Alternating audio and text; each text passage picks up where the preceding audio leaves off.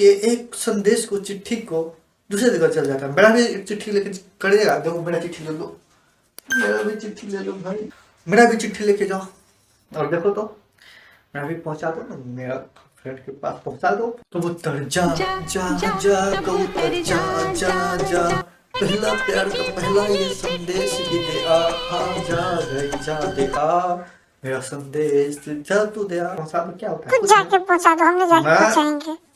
नहीं जाएगा इंसान, दूर खर्चा वर्चा चलेगा, मेरा दे आना, मेरा चिट्ठी ना। चलो बताओ तो तुम इतना उड़ कैसे जाता है, इतना फिर जे की जैसा दे आता है, फिर वापस कैसे चलाता है, वो बता सकता है तुम?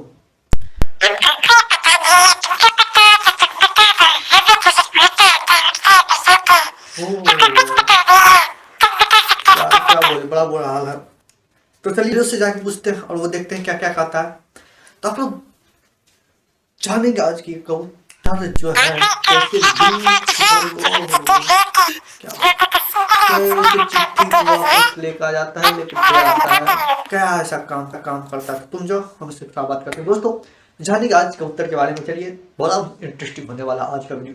चलते हैं गुरु जी से पूछते हैं कि गुरु जी ये कैसे होता है। वो गाना सुने ना, कबूतर जा जा जा कबूतर जा जा जा कबूतर जा जा जा कबूतर जा जा जा। हेलो दोस्तों, तो आ गए आपके बीच फिर एक नई सी चीज लेके पक्षियों के संसार में। तो चलिए चलते हैं पक्षियों के संसार में और जानते हैं ये कबूतर की यात्राएं, लंबी यात्राएं करके वापस कैसे आ जाता है। क्वेश्चन बड़ा ही इम्पोर्टेंट है। चलिए इसमें अपना लोग जानते हैं और वीडियो को देखते हैं कि इसमें क्या क्या है। कहता है कबूतर के विषय में यह प्रसिद्ध है कि वह लंबी से लंबी यात्रा करके बाद भी बिना रास्ता भूले अपना स्थान पर वापस आ जाता है। बात तो सच है, हम लोग पहले फिल्म में भी देखते थे कि कैसे एक प्रेमी और प्रेमिका के लिए पक्षी कबूतर कैसे चिट्ठी पहुंचाता था, एक जगह से दूसरी जगह जाता और फिर वापस आ जाता। तो पहले के ज़माने में तो ये 5G 4G नहीं था, ये मोबाइल फ़ोन नहीं था, तो ये काम पक्षियों का करता था।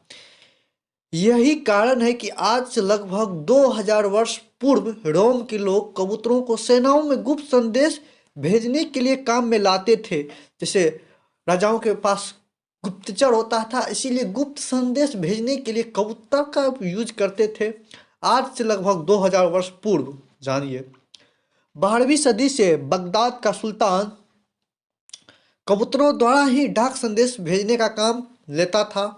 दूसरे महायुद्ध में भी सेनाओं द्वारा गुप्त संदेश भेजने का काम कबूतरों से लिया गया था। आज संदेश भेजने के लिए आधुनिक साधन सेनाओं को उपलब्ध होते हुए भी कुछ गुप्त संदेश को भेजने के लिए कबूतरों का इस्तेमाल किया जाता है। आज अनेक साधन हो गया है, 4G 5G मैसेज कितना कुछ हो गया है व्हाट्सएप पर। क्या ये सब जो है, ये सब मैसेज प्राइवेसी इसमें नहीं होता है। इसमें प्राइवेसी क्या, इसमें यानी कोई आपका मैसेज पढ़ सकता है जो का मोबाइल हैक हो गया। लेकिन कबूतरों को भैया कौन हैक कर सकता है, उसको तो कोई हैक नहीं कर सकता था। तो आजकल भी कभी कहीं पे गुप्त समाचार भेजने के लिए कबूतरों का यूज किया जाता है।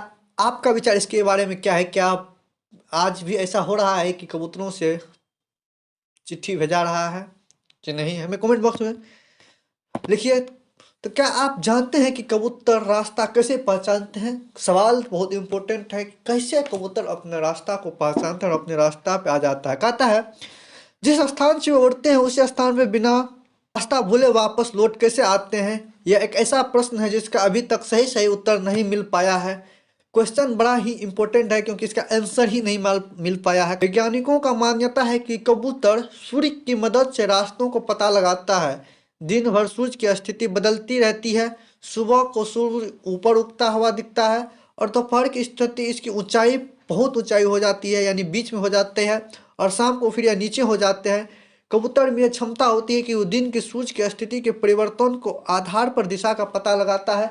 दोस्तों जैसे सुबह को सूर्य निकला फिर शाम को डूबा, तो इस बीच का ये अनुभव कर लेता है और इसी के कारण वो रास्ता का पता लगा लेता है। कहता है सभी कबूतरों में दिशा ज्ञात करने का गुण नहीं होता है। ओ माय गॉड, क्या ऐसा सच है? हाँ, ये सच है कि सभी कबूतरों में दिशा मापने का गुण नहीं है। लगभग 279 किस्म के कबूतर और पाक्ता डॉब्स ऐसे हैं जो लंबी उड़ान भर सकते हैं और सही ज्ञात कर सकते हैं। कबूतरों की कुछ विचित्र आदतें भी होती है। कुछ कबूतर बिल्कुल अकेला रहना व उड़ना चाहते हैं, जैसे हम लोग के अकेले एलोन उड़ता रहता है और अकेले जाता है, और कई झुंड में रहना पसंद करता है। कई कबूतरों को जमीन अच्छी लगती है तो कई को घने जंगल में घोंसले बनाकर रहना में खुश होते हैं। तो सब कबूतर का अपना अपना अलग अलग मन होता है। सब अलग अलग तरह से, कोई अकेले रहता है, कोई झुंड में रहता है, कोई घोंसला बना के रहता है। कहता है कबूतर में उड़ने का ये अद्भुत शक्ति होती है। कबूतर में भैया ये भी उड़ सकता है। कहता 8 अप्रैल 1845 के इसाबो द्वीप पश्चिम अफ्रीका से वेलिंगटन के प्रथम ड्यूक का कबूतर उड़ाया गया, जो 55 दिन बाद 1 जून 1845 के लंदन से 1.5 मीटर किलोमीटर दूर गिरकर मर गया। अब सोचिए कितना देर तक उड़ा। इस अरसे में उसने लगभग 11,265 किलोमीटर की दूरी तय की। 1941 में एक कबूतर ने 24 घंटे में सबसे ज़्यादा 1292 किलोमीटर दूरी अमेरिका में तय की गई। इंग्लैंड में तो 8 मई 1965 को एक कबूतर 177 किलोमीटर प्रति घंटा की रफ्तार से उड़ा। तो ये कबूतरों के बारे में एक अद्भुत जानकारी हमें मिला कि कबूतर इतना देर तक उड़ सकता है।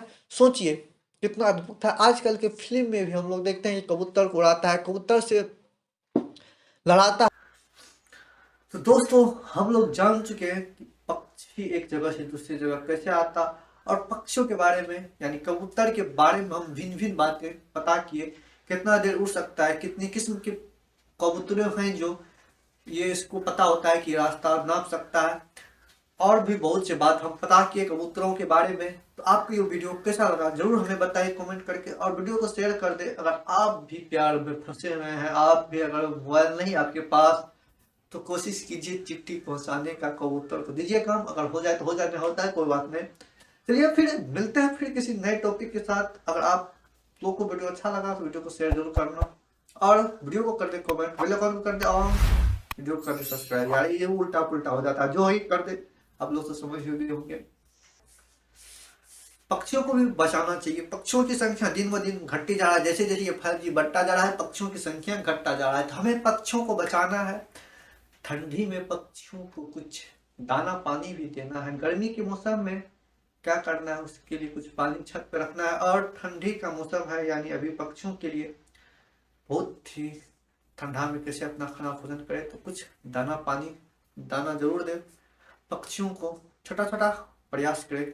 इस नेचर के ही हम लोग हैं और इस यूनिवर्स के हैं, इस गॉड गिफ्टेड हैं, तो कुछ बंटवारा करते रहे। तो फिर मिलेंगे अगले वीडियो में किसी नए वीडियो के साथ, किसी नई चीज टॉपिक के साथ। तो करें पक्षियों की सुरक्षा, करें दाना पानी का व्यवस्था। तो चलिए फिर मिलते हैं अगले वीडियो में। तब तक के लिए आप सबको हमें सुनने के लिए दिल से धन्यवाद। Bye bye. जा जा